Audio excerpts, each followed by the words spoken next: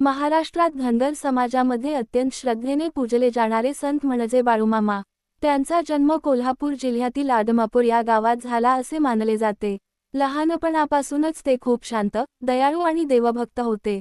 बाळूमामा लहान असतानाच त्यांना गुरे, मेंढ्या राखण्याचे काम करावे लागायचे। ते दिवसभर मेंढ्या चारत असताना देवाचे नामस्मरण करायचे। त्यांच्या मनात सर्व जीवांबद्दल खूप प्रेम होते। असे म्हणतात की बाळूमामा यांच्याकडे दैवी शक्ती होती। त्यांच्या आशीर्वादाने अनेक लोकांची संकटे दूर झाली।